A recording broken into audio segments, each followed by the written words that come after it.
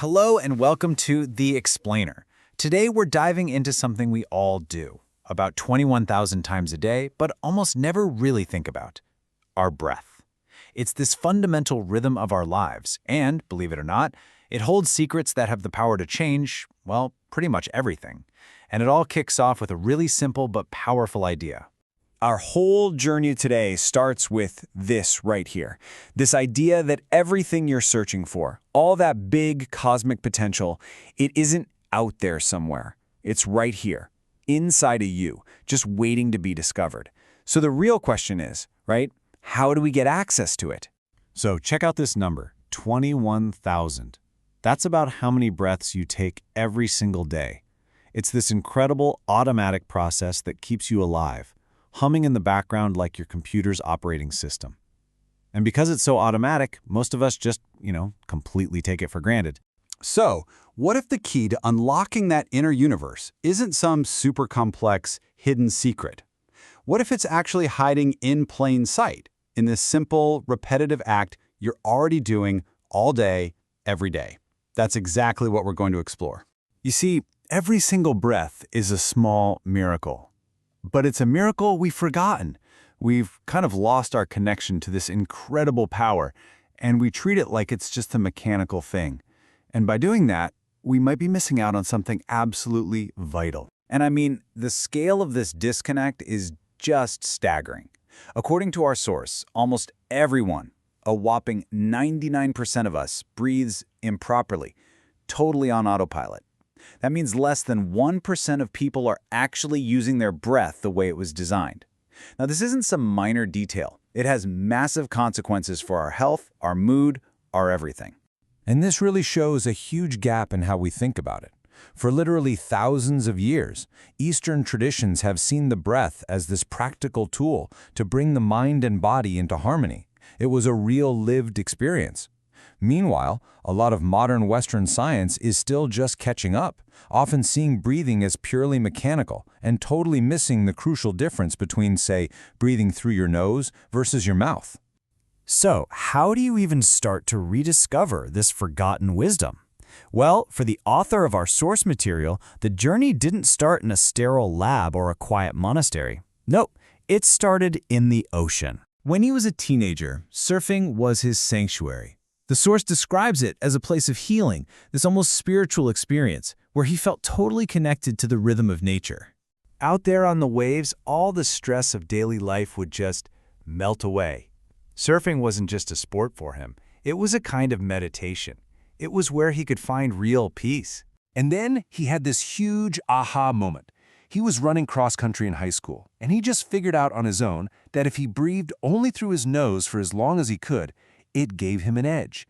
He felt this surge of power and stamina. He didn't know the science behind it, but he had just stumbled onto a massive secret of peak performance. So this gut feeling, this intuitive understanding, was about to become a full-blown conscious quest. A super dramatic, life-changing event was about to send him from the beaches of France all the way to the foothills of the Himalayas. So he's surfing these massive 15-foot waves in France, and he has this terrifying near-death experience. He gets caught in a powerful current, he's being dragged towards these huge rocks. He really thought his life was over. In this moment of pure desperation, he closes his eyes and just sends out this plea. And in that exact moment, he saw this flash of incredible light and had a vision of a young Indian boy. The very next thing he knew, he was on the shore, totally safe. This mystical experience was the catalyst. He knew right then and there he had to go to India. So in India, his search leads him to an initiation into these 4 core techniques. Now these ideas are super spiritual, I get it, but the source presents them as real, tangible, internal experiences, not just things to believe in. The goal was to learn to see an inner light, to tune into a universal music or vibration, to taste a nectar, which is described as this powerful spiritual fluid, and finally, to connect with the Word, the basic energy of creation itself. This was the roadmap to that inner universe he'd been looking for. Okay, so after this incredible spiritual journey, what's the practical lesson for the rest of us? Well, the source makes it super clear. This ancient wisdom isn't just for mystics in a cave somewhere. It's basically the owner's manual for how our bodies are supposed to work. And the source uses this fantastic metaphor. Think about it. We carefully follow the owner's manual for our cars, right? Oil changes, tune-ups, the whole thing.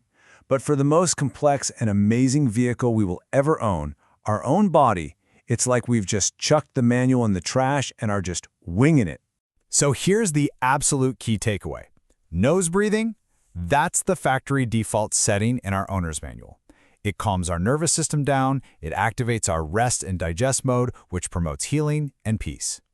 Mouth breathing, on the other hand, is like hitting the emergency override. It triggers our fight or flight system, flooding our body with stress chemicals like adrenaline. In the East, they called it the breath of death, for a very good reason.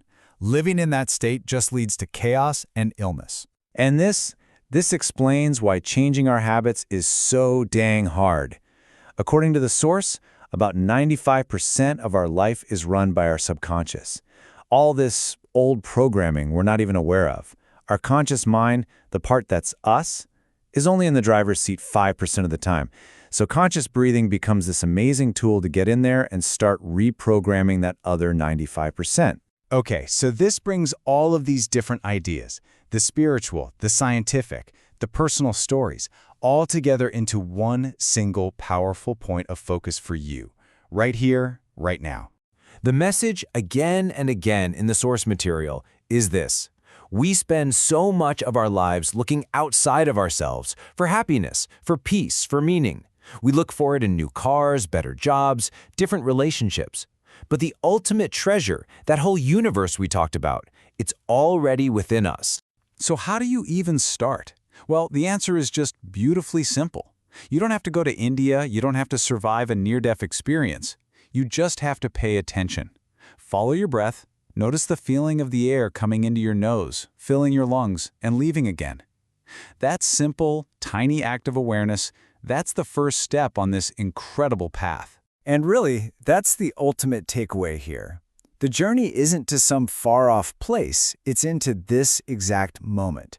It's a journey that restarts with every single inhale. So I'll just leave you with this question to think about. What new universe, what hidden treasure might you discover in your very next breath?